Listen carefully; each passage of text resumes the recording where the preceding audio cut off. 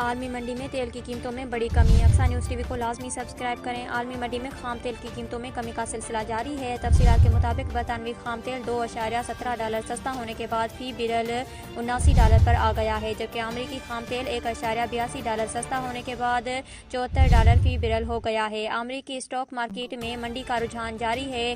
ڈاؤ Jones 1.66%، S&P 500 index 2.9 اور نیسڈیک 2.72% گرا ہے۔ خیال رہے کہ کچھ روز قبل وفاقی وزیر خزانہ اسحاق ڈار نے پیٹرول کی قیمت میں $10 فی لیٹر کمی کا اعلان کیا، جس کے بعد پیٹرول کی نئی قیمت $214.80 فی لیٹر ہو گئی۔ اس کے علاوہ حکومت نے ڈیزل کی قیمت میں فی لیٹر $7.5 کمی کی، جس کے بعد ہائی اسپیڈ ڈیزل کی نئی قیمت $227.80 فی لیٹر مقرر ہو گئی۔ وزیر خزانہ نے لائٹ ڈیزل کی قیمت میں بھی $10 فی لیٹر کمی کا اعلان کیا۔ لائٹ ڈیزل آئل کی نئی قیمت $169 فی لیٹر ہو گئی۔ وزیر خزانہ کا کہنا تھا کہ مٹی کے تیل کی قیمت میں بھی $10 کمی کی، جس کے بعد مٹی کے تیل کی نئی قیمت $171.83 فی لیٹر مقرر ہو گئی۔